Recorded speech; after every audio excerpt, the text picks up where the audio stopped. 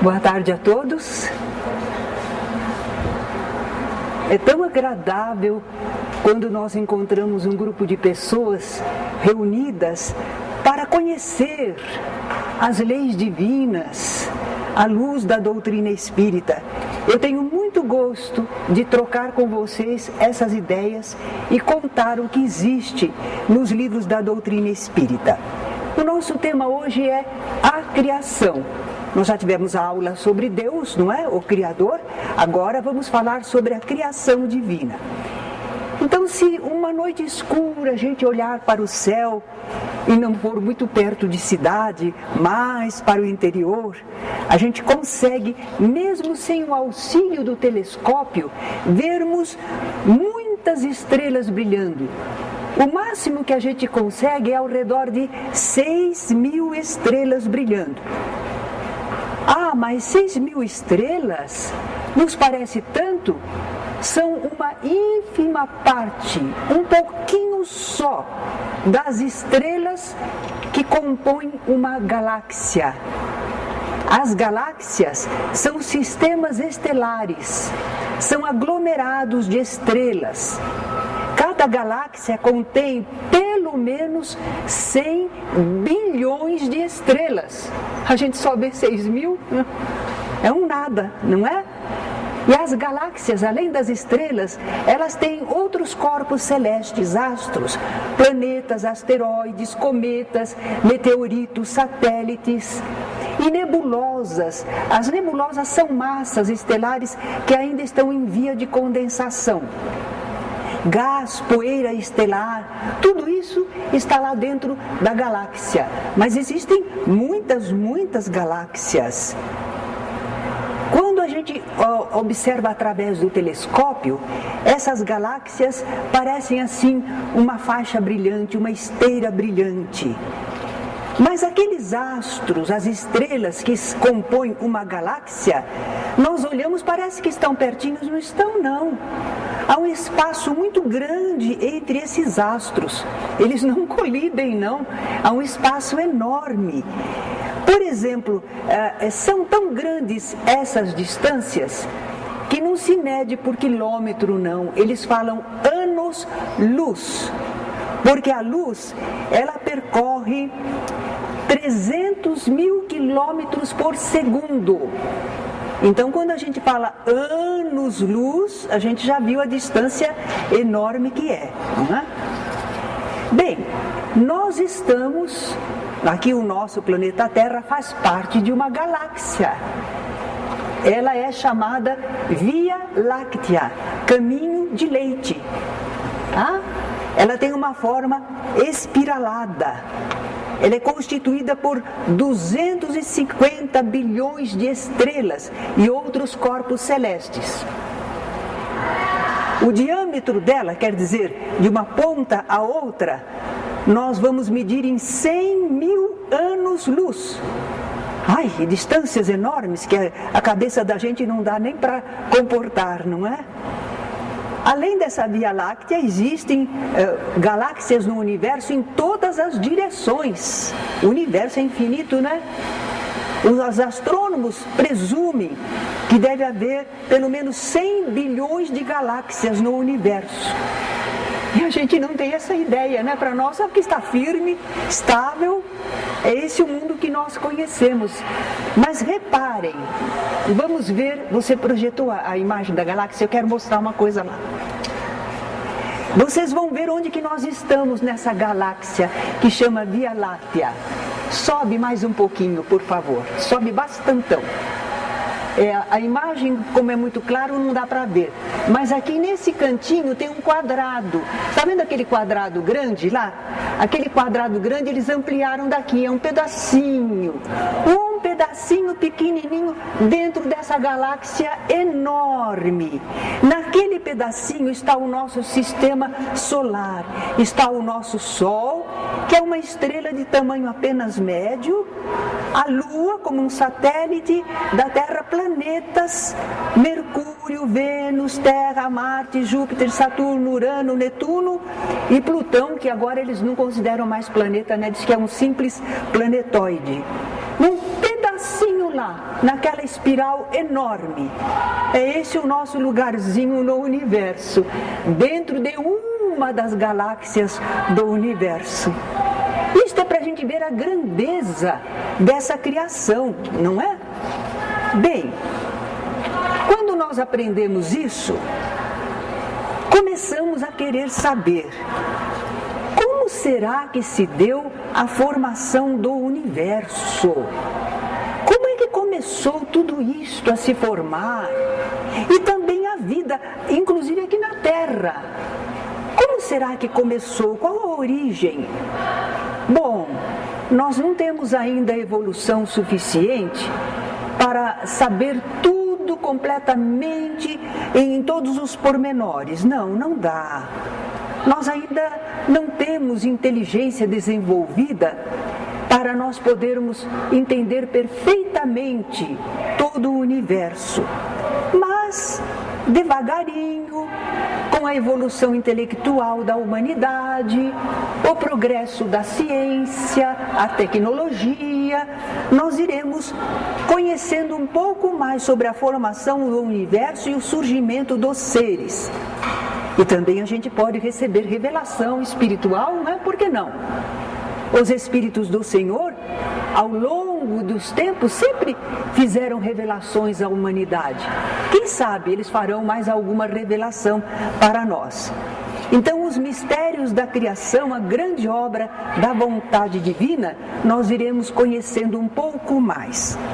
Mas, até agora, o que será que a ciência nos diz? O que é que a ciência fala desse universo? Bom, a ciência, ela é agnóstica. O que significa isso? Ela não leva em consideração a ideia de Deus. Não cogita de Deus. Ela não está contra. Ela simplesmente não cogita de. Ela trabalha com os elementos materiais. A ciência diz que o absoluto é inacessível ao espírito humano. Então não pensemos nisso, vamos estudar o que existe. Não é? Então ela fala em Gênese, origem, mas ela não fala em criação. Porque para falar em criação precisa um criador, Deus, e eles não cogitam de Deus. Está claro até aí? Mas apesar disso, a ciência procura entender o princípio das coisas. Ela realiza estudos, astronomia, é o estudo da constituição dos astros e dos seus movimentos. Existe a geologia. Aqui em nosso grupo, anos atrás, nós tínhamos um companheiro que era geólogo. Ele era apaixonado pelo estudo da Terra, as suas camadas, as fases pelas quais a Terra passou. Geologia. Biologia é quando estuda, então, a origem e evolução de todos os processos vitais dos seres, as leis naturais que a controlam. Antropologia é o estudo do ser humano, do homem e dos agrupamentos humanos. E ainda paleontologia, ela estuda os fósseis. Fósseis são restos, vestígios de vida bem antiga, vida animal, vida vegetal, mas que eles encontram estes restos, estes fósseis. Nós vemos então que são vários tipos de estudo para entender um pouco como é que a Terra se formou, o que é que aconteceu, quando surgiu. E eles usam métodos de pesquisa que também permitem calcular com relativa precisão o tempo de existência de certas coisas e seres. Radioatividade, magnetismo, microquímica, raio-x, ultravioletas, infravermelhos e principalmente se fala muito em testes de carbono 14 e de flúor. Com isso eles medem a idade das coisas que existem, não é? Naturalmente, nós não temos nenhuma preocupação de dar aqui uma aula de ciência. É apenas alguma noção para a gente entender um pouco que a ciência pesquisa e tem algumas informações, não é? As conclusões da ciência até agora sobre a formação do universo e da Terra. quando surgiu o sistema solar? Sistema solar é o Sol com os seus planetas, inclusive a Terra, não é? Esse sistema solar e o nosso planeta, quando será que surgiram? Eles têm uma teoria bem recente. Há alguns anos eles falam assim, que o universo surgiu de uma explosão. Então eles dizem Big Bang. Eles usam a expressão americana, né? Norte-americana. Big, grande. Bang é um tiro, é uma explosão, né? O som de uma explosão. E então o universo que existe teria resultado de uma explosão em toda aquela substância, aquela massa, dando origem a tudo que existe. É a ciência falando, é a explicação da ciência. Sabe quando isso teria acontecido? Há 4 bilhões e 500 milhões de anos. Há muito tempo, não é? E a Terra? Também, só que bilhões de anos, mas bem depois do Big Bang. A formação da Terra começou. E a formação da Terra, ela foi em largos períodos e eras. Então a gente vai verificar o surgimento da vida na Terra. E há aquelas eras que eles dizem, deixa eu ver se nós encontramos aqui. Tem a era cenozoica, mesozoica. Quem estuda ciência, não é? Naturalmente saberá dessas eras. Quando apareceram os primeiros vegetais, quando apareceram os primeiros répteis, e quando surgiram os seres alados, eles têm distribuído por eras, não é? Essas formas primárias, as primeirinhas, apareceram quando a Terra ainda estava envolta em mares mornos. Porque houve a explosão, o elemento ainda era quente, aquecido, então as águas que envolviam a Terra estavam aquecidas. Nesses mares mornos é que surgem as primeiras formas de vida. Não é gente que surge, não. Surgem os elementos microscópicos, não é? E depois eles começam a evoluir para formas mais organizadas. Eles vão se multiplicando, passam por transformações. Mal comparando, só para a gente ter uma ideia. Não está aí uma campanha contra a dengue? E eles não falam que é para evitar água parada, porque lá começa o mosquito deposita suas larvas, e as larvas crescem e se transformam em mosquitos. Então assim que começou a vida na Terra. Ela começou por certo tipo de vida bem primário, mas que foi se desenvolvendo, multiplicando, passando por transformações. Então, através das eras proterozoica, paleozoica, mesozoica, cenozoica, foram surgindo todos os seres que a gente conhece na Terra, tanto de vegetais quanto de animais. E a última espécie a surgir foi a espécie humana, o ser humano. Nós somos assim a última etapa do processo de evolução orgânica. Os organismos que foram evoluindo, o nosso corpo, é a última etapa, é o ponto mais alto, não é? As formas primitivas surgiram há 1.750.000 anos, mas o ser humano é um pouco depois. E não apareceu logo o ser humano como nós somos hoje. O pessoal diz assim que nós descendemos do macaco. É um modo de falar, porque não é exatamente do macaco. É de uma forma que lembra os macacos. Mas um dos ramos dele apresentou uma evolução diferente. E deu origem a um tipo que eles já chamam de hominídeo, porque já parece com os humanos. Mas ainda não é o gênero Homo. Mais tarde a gente vai encontrar Homo sapiens, somos nós. Vai evoluindo e apresenta a forma humana, como é hoje. Homo sapiens sapiens, não é? Nós queremos mostrar para vocês, nesse desenvolvimento das espécies, nós vamos ver aí embriões. Vocês podem olhar à vontade, vocês não vão encontrar muita diferença entre esses embriões. São de seres humanos? Não. São embriões de tartaruga, galinha, cão, e um deles é um embrião humano. Por que isso? Porque as espécies evoluíram, começando de um mesmo modelo. Então, o embrião humano, ele retrata a evolução que houve antes. Nós notamos, por exemplo, que na formação dos precursores embrionários, havia brânquias de peixes cauda. Naturalmente vai havendo uma transformação, uma atualização, e a gente não nasce com cauda não é? Mas a nossa formação primeira, de onde viemos, como foi feita lá no passado, nós tínhamos caudas.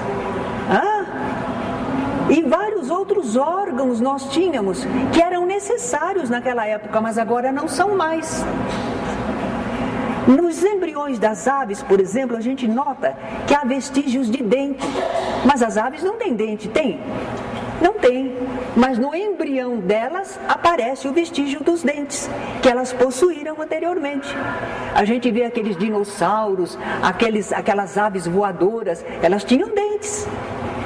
É verdade, aquilo não é ficção.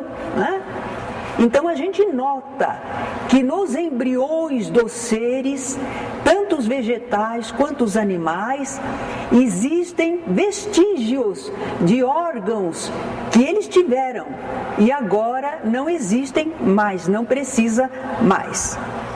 Agora, quando é que se formou tudo isto, não é? Nós queremos saber como é que se formou, por quê? Bom, a ciência não tem explicação. A ciência só constata o que aconteceu. Começaram umas formas primitivas e essas formas evoluíram. Isso que a ciência sabe. É o que existe. Mas o porquê? Não, a ciência não sabe. E eles achavam que havia um elo perdido na escala da evolução dos seres. Quer dizer, fazendo aquele acompanhamento de todas as formas para mostrar a evolução, desde as mais primitivas até as mais avançadas, eles notavam que havia uma falta de um elemento, de uma continuação. Faltava um esqueletinho, faltava um ponto ali. Mas eles acham que encontraram em junho de 2003, na Etiópia, eles acharam esse elo intermediário na evolução dos seres. Onde teria surgido essa espécie humana, que começou de um ramo que o pessoal fala que é macaco, mas não era. De onde será que começou? Em que lugar do mundo? Onde vocês acham que começou? Segundo a teoria mais recente, eles chamam monogênese africana. Eles acham que surgiu na África, que a espécie humana surgiu na África. Só lá, e de lá se espalhou pelo mundo. Embora, nós vamos ver daqui a pouco a ideia espírita, as informações dos espíritos, eles dizem que surgiram em vários pontos do globo. Mas a ciência, modernamente, está achando que toda a espécie humana surgiu lá na África e aquele pessoal andou, caminhou para cá, caminhou para lá e povoaram o mundo. Mas que todos viriam dessa espécie, não é? Os primeiros elementos humanos. Agora, talvez vocês estão pensando assim, que então nós somos todos africanos, nós todos temos pele escura, temos o cabelo enroladinho, temos aquele DNA. Não é bem assim. A gente não sabe nem de que cor eles tinham, porque as cores, muitas vezes, de certas formas, dependem do ambiente onde as pessoas se desenvolvem, não é? Em ambientes ensolarados, tem que ter pele mais escura, senão não resiste. E nos países onde o sol é pouco, a pele é clarinha. Então isso aí não quer dizer nada, por dentro é a mesma espécie, não tem diferença nenhuma, não é? Então a evolução em direção ao ser humano pelas espécies que o precederam foi relativamente rápida.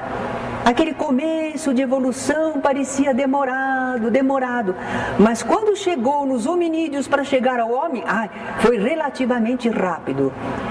Muito mais do que aquela que conduziu ao aparecimento de outras espécies animais. E por isso eles falam que na espécie humana a evolução é quântica, porque é muito rápida. E a ciência, então, não tem resposta para tudo, não tem resposta como é que surgiu, mas ela sabe o que aconteceu desde que surgiram. Ela tem estudos a respeito, não é? É uma noção rapidinha, singela, sobre o universo e a vida que existe no universo, inclusive aqui na Terra. Muito bom. Agora vamos ver o que diz o Espiritismo, porque nós aqui estamos aprendendo as ideias espíritas. E o que dizem os espíritos sobre a formação do universo, da Terra, surgimento dos seres? Agora sim, agora nós vamos aprender. Nós aprendemos que há 2 elementos gerais no universo que Deus criou. Deus criou 2 matérias básicas, elementos básicos. Princípio inteligente. Desse princípio inteligente, por evolução, vêm todos os seres que têm característica de inteligência. Qualquer forma que tenha, mas que tenha a inteligência. Fluido cósmico universal. É a matéria primeira. Tudo que existe de matéria, seja bem sutil como um gás, seja bem sólida como uma pedra, tudo isso vem do fluido cósmico universal por transformações. Está muito difícil? Vamos repetir. O que Deus criou? Deus criou princípio inteligente. Todos os seres que têm característica de inteligência resultaram desse princípio inteligente. São desenvolvimento desse princípio inteligente. Tá fácil até aí? E também, toda matéria que existe, seja mais sutil, seja mais sólida, toda ela vem do fluido cósmico universal, que é a matéria primeira. Então Deus criou 2 elementos só. E esses elementos se desenvolvem e dão todos os seres espirituais ou materiais. Ficou mais fácil agora? Deus criou espírito e matéria. Ou será que tem outra coisa no universo? Ou é espírito ou é matéria. Certo? Bem, aprendemos também com a doutrina espírita que o espaço universal, esse espaço que a gente vê, por exemplo, nós estamos olhando a Lua. Parece que não tem nada entre nós e a Lua, que é vazio. Mas tem sim. São gases, são elementos sutis, mas existem. Eles existem. É como o ar aqui. Nós estamos olhando uns para os outros, parece que não tem nada entre nós, mas tem o ar. Tem o ar. Então, o espaço universal, ele não é vazio, ele não é oco. Ele está preenchido por substâncias muito sutis. O espírito age sempre sobre a matéria. Então, quando o espírito age sobre a matéria, ele produz efeitos os mais variados. Esses efeitos variados são os fenômenos que a gente conhece no mundo. Na base dele está sempre algo espiritual agindo sobre o que é material. Os mundos são formados pela condensação da matéria. Onde junta a matéria, onde ela se condensa, forma um mundo. A Terra não é sólida para nós? É uma grande esfera enorme, não é? Tanta gente pode morar em cima dela. Então, ela é matéria. A matéria aglomerada, condensada. E essa matéria de onde veio? Bom, inicialmente ela estava esparsa. Ela estava sutilizada, esparsa, mas depois o pessoal concentrou. Às vezes eu gosto de fazer uma comparação mais singela, mas é para a gente poder entender. Olha a farinha. Você solta a farinha, ela voa pelo ar, não é? Mas se você pegar a farinha e puser a água e começar a bater nela, ela não fica diferente? E não pode ficar durinha, durinha? Então, por processos divinos, da sabedoria divina, as substâncias sutis, materiais que existem pelo universo, podem ser condensadas, preparadas, não é? E aí forma-se um mundo. E esse mundo vai durar para sempre. Bom, dura bastante. Mas sabe como é tudo que é matéria? Um dia se desagrega. E quando desagregar, sumiu? Não. Aquela substância vai ser reaproveitada no universo. Então a gente conhece o cientista Lavoisier, que ele disse: na natureza nada se perde, nada se cria, tudo se transforma. Você queima uma madeira, você pensa que aquela parte que queimou sumiu, evaporou. Não, não, ela se transformou. Mas ela não sumiu. Não, nada some sem deixar traço. Apenas se transforma. E é reaproveitado na natureza de novo, né? Assim acontece com os mundos. A matéria dos mundos também pode sofrer essa transformação. E os seres vivos no universo? De onde que eles surgiram? Naquela massa criada por Deus, naquela substância primeira criada por Deus, lá já haviam os germes dos elementos para formar organismos. Eles já estavam lá. Olha, como é? Surgiram do nada? Não. Nada vem do nada. Eles já existiam.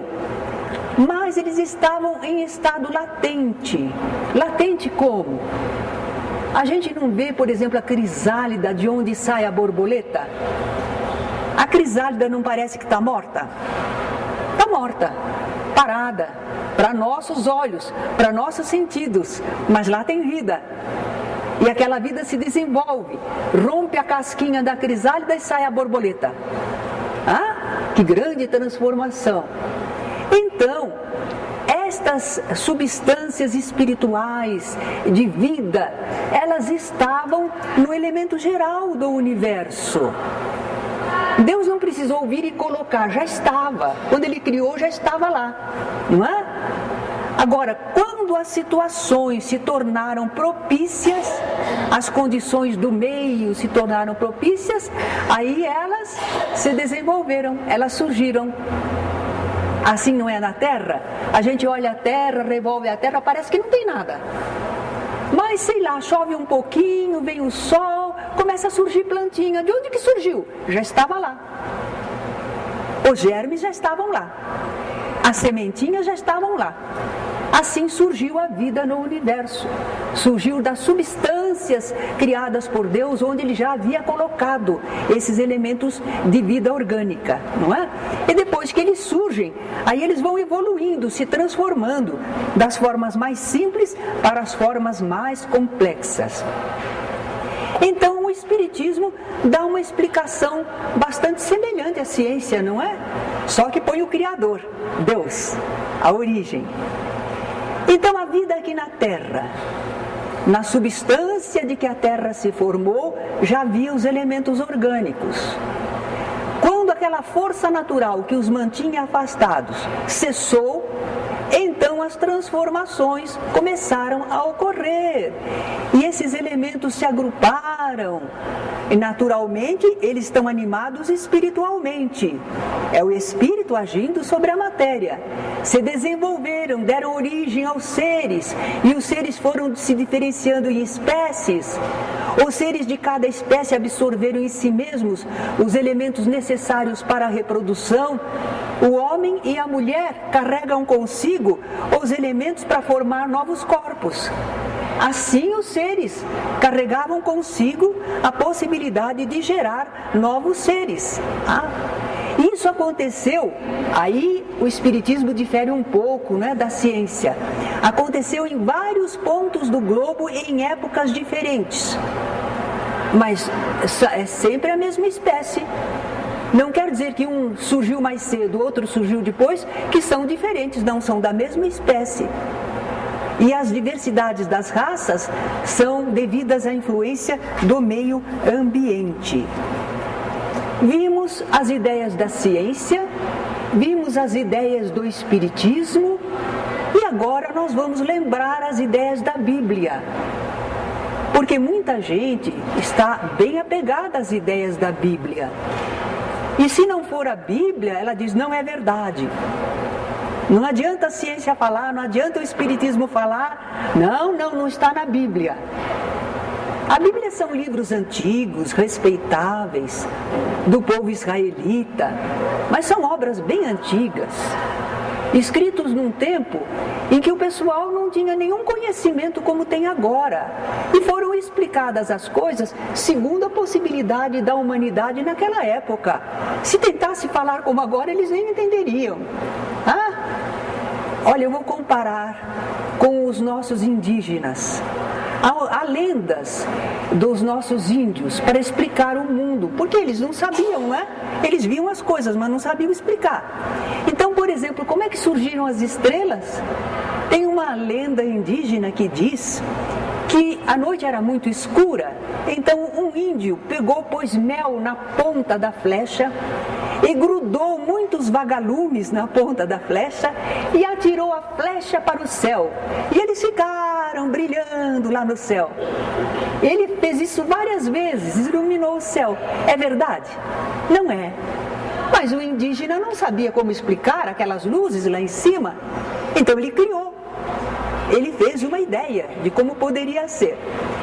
Então nós vamos ver segundo a Bíblia, com todo respeito, porque são livros antigos, são livros que têm verdades lá dentro, mas têm explicações que a gente já não aceita mais. Vamos lá ver, no livro Gênesis, que quer dizer exatamente origem, não é? Lá nós aprendemos que tudo que existe foi criado por Deus. O sol, a lua, as estrelas, a terra com suas plantas e animais e por fim a espécie humana, não é? Deus criou o mundo em 6 dias e no 7º descansou. No último dia ele criou o homem e criou a mulher, não foi? É assim que a gente aprende na Bíblia. E como é que ele criou tudo isso? Num ato da sua vontade. Faça-se a luz, e a luz se fez. Não tem explicação nenhuma. Deus quis, pronto, né? E os seres humanos? Primeiro homem, Deus criou o homem. O primeiro homem nós conhecemos com o nome de Adão. Adão significa barro, quer dizer que é da terra, é do limo da terra. O homem foi feito da substância do nosso mundo material. Depois que Deus fez o homem, ele soprou nas narinas do homem para animá-lo espiritualmente, passou assim o espírito para o homem. Mas depois o homem era muito sozinho, e aí Deus então fez o Adão dormir, tirou uma costela dele e fez a mulher. Aí ficaram Adão e Eva. E isso teria acontecido 4.000 anos antes de Cristo. De Cristo para cá tem 2.000 anos. Quer dizer que tudo isso teria acontecido há 6.000 anos apenas. A gente já viu que a origem da espécie humana é muito mais antiga, né? Bem, se nós ficarmos ao pé da letra, nós não vamos poder aceitar nos dias de hoje. Mas também a gente não deve rejeitar o ensino bíblico. De pronto, nós podemos pensar que às vezes há um simbolismo lá, não é? Pode haver um simbolismo, então vamos ver. Os 6 dias da criação, será que não são 6 eras, 6 períodos? Porque a ciência não está identificando que houve várias eras. Então uma era, um dia de Deus, não é? O homem foi criado do barro. Ora, o nosso corpo realmente só contém substâncias aqui da matéria do nosso mundo. São elementos especiais, mas são daqui da terra mesmo. Nosso corpo é formado da terra e quando morre, ele é absorvido pela terra. Direitinho. Então tá certo, o homem foi criado da terra. Só que não foi criado assim, feito um bonequinho, né?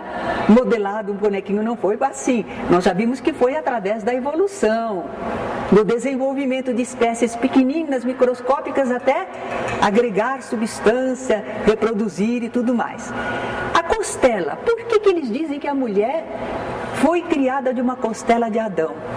Muitas vezes eles se apegam a isso para dizer que a mulher é inferior. Porque o homem Deus o criou pessoalmente, mas a mulher foi só uma costela de Adão. São ideias antigas, não é? Mas qual seria o simbolismo? Seria para dizer ao homem, ao ser humano, porque o homem sempre foi muito dominador, não foi? Põe a mulher em segundo plano. Mas com essa ideia de Adão e Eva, Eva é da mesma natureza que o homem. É a própria substância do homem, é igual, não tem diferença. O homem deveria tratar a mulher como sua igual e não como subalterna, não é? Talvez seja essa a ideia.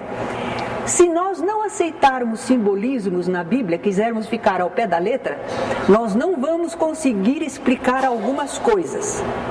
Adão e Eva tiveram 2 filhos. Mais tarde eles tiveram outro, mas de princípio eles tiveram Caim e Abel, não foi? Caim ficou com inveja de Abel e matou Abel. Aí ele foi expulso do Éden. E ele tinha medo de ser morto por onde ele fosse. Por quem? Se não tinha mais ninguém. Só tinha Adão e Eva que ficaram no Éden. Caim matou Abel e foi expulso do Éden. Ele saiu do Éden, quem que ia matá-lo? Tinha mais alguém? Como é que ele tinha medo de ser morto? Não é curioso isso? Agora, lá fora do Éden, ele veio a se casar com quem? Não tinha mais ninguém. E ele estava construindo uma cidade. Uma cidade para ser habitada por quem? Agora, se a gente começar a pensar que é um simbolismo de um povo, de uma raça, é uma ideia parcial, como começou esse povo, mas quando o Caim saiu daquele lugar tão aprazível que eles consideravam um Éden, quando ele saiu de lá havia outras pessoas em outros lugares. E ele poderia ser morto. Mas lá ele conseguiu companheira para casar. E como havia muitas pessoas mais, de repente ele era empreendedor, estava construindo uma cidade. Certo? Mas se ficar em Adão e Eva, Caim e Abel, não tem explicação. Não tem explicação. Também lá no Velho Testamento, na Bíblia, a gente aprende que houve um dilúvio, que eles disseram que era universal, quer dizer, no mundo todo. Um dilúvio que teria recoberto todas as montanhas da terra em 40 dias. Choveu 40 dias, 40 noites. Mas sabem, houve gente que foi muito cuidadosa e foi verificar quanta água seria preciso para cobrir as montanhas mais altas daquela região. Eles têm montes altíssimos por lá, mais de 7.000 metros. Nas regiões do mundo em que mais chove, não chega a chover 5 metros por ano. É o máximo, quando tem 5 metros, nossa, está inundando tudo. Mas para passar a montanha, que tem 7.000 metros, 40 dias, 40 noites, não deu não. Não daria não, né? Então, o que a gente está entendendo? Aquele dilúvio teria exterminado todas as criaturas da terra, menos Noé, sua família e os animais recolhidos na arca. É mesmo a arca. A arca tinha assim, mais ou menos 150 metros de comprida e 25 metros de largura. Alguns dizem que ela tinha 3 andares, tudo bem. Mas nela estariam todos os répteis, as aves, tudo que se arrasta sobre a terra. Todas as espécies de animais. Só um casal de elefante lá já ocupava bastante espaço, né? Hipopótamo, rinoceronte, né? Já pensaram? para eles. Elefante come 150 quilos por dia. Como é que podia ficar 40 dias e 40 noites naquela arca? A história não está bem contada. São histórias antigas, podem ter até um fundo de verdade, mas está alterado, não é? Noé e a sua família e aqueles animais, eles viriam a constituir toda a biodiversidade atual. Sim, porque a terra ficou toda inundada, não tinha mais ninguém. Quando eles saíram da arca, eles começaram a repovoar. Mas sabem quantas espécies animais existem sobre a terra? 2 milhões de espécies, não de animais. Algumas espécies estão até em extinção, não é? Insetos. Sabe quantos insetos tem no nosso mundo? 1 milhão de espécies conhecidas. Cada espécie tem milhões de seres. É só pensar nas moscas. É só pensar nos pernilongos. Então vocês veem que biodiversidade enorme. Será que em pouco tempo, saindo daquela arca, já geraram tudo isso? Diz que Noé e sua família repovoaram a terra. Mas isso foi, a gente não aprendeu lá segundo a Bíblia, são 4.000 anos mais 2.000 anos de Jesus até aqui, há 6.000 anos. Mas os chineses já existem há 30.000 anos. Como é que a Bíblia diz que só 6.000 anos a espécie humana? Há 30.000 já tinha chinês. A Índia, outras regiões há mais de 10.000 anos. Então a gente está percebendo o quê? A explicação melhor é essa. Aquela região, porque a Bíblia é escrita pelo povo hebreu, os israelitas, onde eles moraram. E eles moraram naquela região da Palestina. Naquela região lá, é possível que tenha chovido muito, muito, muito e inundado bastante. É possível. Naquela região, habitada pelos hebreus e outros povos bíblicos da época. Então eles lembram da grande inundação. Mas não foi no mundo todo, foi só naquela região. Nós às vezes sabemos que lá em Minas Gerais está tudo inundado, mas aqui para nós em Campinas está sequinho. Não foi o Brasil inteiro que ficou embaixo d'água, foram regiões do Brasil. Assim também, não é? Adão poderia ser um grupo sobrevivente de um grande cataclisma.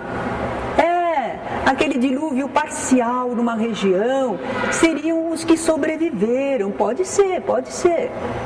Mas em Espiritismo a gente aprende também que entre um mundo e outro pode haver uma troca de habitantes. Quando numa escola a pessoa mudou de cidade, ela vai para outra escola na outra cidade, no mesmo grau, na mesma série que ela está cursando. Não é? Então no universo pode vir de mundos semelhantes à Terra, pode vir gente para morar aqui. Eles são semelhantes, estão no mesmo grau de evolução da Terra. Então pode haver.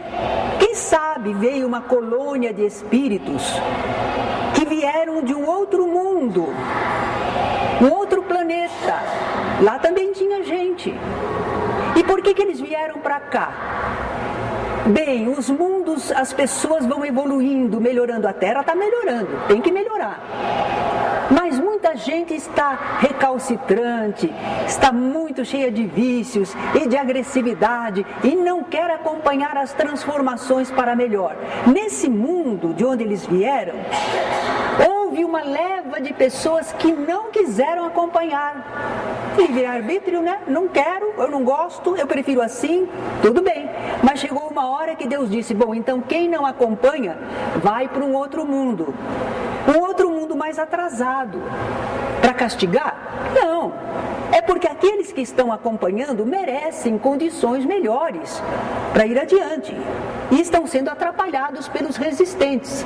Então os resistentes, coloca eles num ambiente mais adequado para eles, como eles gostam. E aqueles espíritos vieram para a Terra, que era muito primitiva. Eles não gostaram. Para eles perderam o paraíso. Lá onde eles estavam, tecnologia avançada, coisas tudo organizado, era maravilhoso. E eles vieram para cá, que tinha que ganhar o pão com o suor do seu rosto. E o sistema de reprodução, a mulher paria com dor. Eles não gostaram, não. Mas não foi que Deus quisesse castigá-lo. É que aqui eles já tinham conhecimentos, um intelecto desenvolvido, eles serviram de estímulo, de organização, passaram conhecimentos, ensinaram a lidar com os metais, que o povo da terra ainda não sabia nada. Então Deus colocou, é como uma enxertia, enxerta uma planta na outra para melhorar a qualidade, não é assim que a gente faz? Então Deus enxertou esses espíritos aqui na terra. Eles não quiseram acompanhar lá eles estavam atrapalhando, mas aqui eles eram úteis. Então eles vieram para a Terra. E isso pode estar simbolizado na história de Adão e Eva. Eles foram se reajustando à lei divina e ajudando no progresso dos povos da Terra. Nós dissemos que eles eram mais evoluídos, vocês vão dizer, como é que a gente sabe que eles eram mais evoluídos? Bom, porque de repente na Terra surgem pessoas que fazem coisas, ensinam coisas, demonstram coisas que a humanidade terrena não sabia nada. Então a gente percebe que veio uma colônia de espíritos mais desenvolvidos, mas não eram santinhos não, não eram bonzinhos não, eram medianos. Depois eles melhoraram, e aqueles que melhoraram depois se recuperaram e foram para mundos melhores. A civilização egípcia maravilhosa, que construiu tanta coisa que até hoje o pessoal diz assim, como é que eles fizeram? Não seriam talvez populações assim espiritualmente mais avançadas, que se recuperaram e foram embora? Os sucessores, os descendentes, na carne são iguais, mas no intelecto, no espírito não são não. Eles não são tão desenvolvidos quanto os egípcios que foram embora. Então não sabem fazer as mesmas coisas. Devagarinho estão se desenvolvendo, né? Bom, conclusão. O Espiritismo é uma doutrina criacionista, porque ela fala de um Criador, Deus. Admite um Deus Criador e separa Deus da criação. A criação é uma coisa, o Criador é outra. O Criador é a fonte e a criação é o que Deus fez. Então, neste ponto, o Espiritismo concorda com a Bíblia, porque a Bíblia fala de um Deus Criador, não fala? Então o Espiritismo está de acordo com a Bíblia e está discordando da ciência, porque a ciência não cogita de Deus. Ela é materialista e agnóstica. Agora, o Espiritismo, ele também não concorda com outras doutrinas que procuram explicar o mundo. Panteísmo é uma doutrina que diz assim, que Deus é o resultado de tudo que existe. Então cada um de nós é um pedacinho de Deus, não é? Mas aí como é que a gente vai explicar o mal em Deus? Já não dá. É uma doutrina falsa. O pessoal tentou explicar, mas não está correto. O Espiritismo não é panteísta, não. Ele separa o Criador da criatura. Nós não somos Deus, nós somos filhos de Deus, criaturas de Deus, mas nós não somos o próprio Deus. Bom, e o Espiritismo é evolucionista. A doutrina do Espiritismo fala de evolução, transformações, desenvolvimento, não é? Então, neste ponto, o Espiritismo vai discordar da Bíblia. Se a Bíblia for tomada ao pé da letra, o Espiritismo não concorda com ela. Porque na Bíblia não está muito claro essa história de evolução. E o Espiritismo afirma que a criação divina é por evolução, por desenvolvimento que deu origem a tudo quanto existe, não é? E nesse ponto, se ele é evolucionista, o Espiritismo concorda com a ciência. Concorda, mas apenas em parte. Por quê? Porque a ciência só fala da evolução nos corpos. Ela mostra a evolução nos seres corpóreos. E o Espiritismo fala, não só os corpos se modificam, os espíritos se transformam, se aperfeiçoam, se desenvolvem. Então não é bem igual à ciência. Evolucionista sim, mas não só para o corpo, para o espírito também.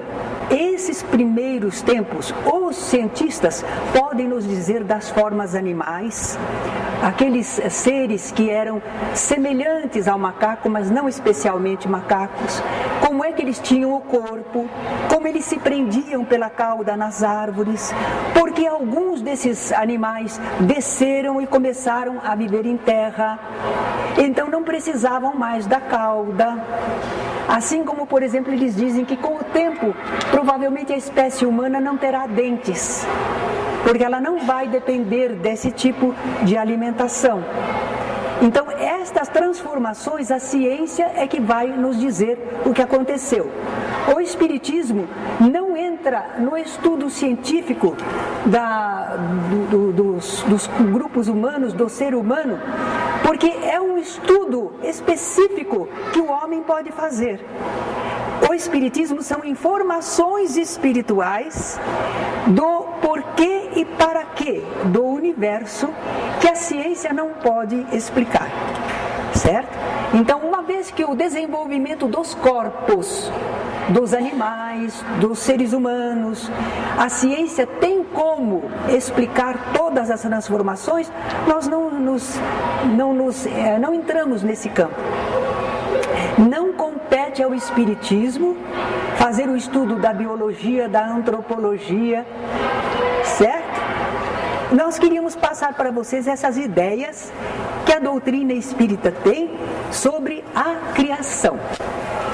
Espero não ter confundido muito a cabecinha de vocês, mesmo porque isto é um começo de aprendizado. Vocês ainda vão ler muitos livros espíritas e vão consolidando as ideias. Nesta aula, nós temos aí a indicação do livro espírita, do livro dos Espíritos e outros em que vocês podem ler a respeito de Deus e a criação. A gente via o mundo de uma certa forma e agora a gente está abrindo os olhos e começando a entender de outra. E isto nos faz mais adaptados ao mundo atual. Porque no mundo atual, diante dos aqueles comentários, diante daqueles documentários que aparecem na televisão, se nós não tivermos um pouco desse conhecimento do Espiritismo que abre o nosso entendimento, nós ficaríamos defasados. Nós nem aceitaríamos as ideias da ciência. Nós teríamos medo de aceitar as ideias da ciência, porque nós diríamos: está me afastando de Deus. Eu tenho medo de estar em pecado, acreditando nessa coisa que os homens estão falando. O Espiritismo, vindo nesta época, ele nos permite conciliar o conhecimento da ciência com o conhecimento espiritual. A gente não está rejeitando Deus, nós não estamos contra Deus e não estamos contra a ciência, mas uma coisa completa a outra e esclarece melhor. Obrigada então, quem gostar de conversar estaremos depois à disposição.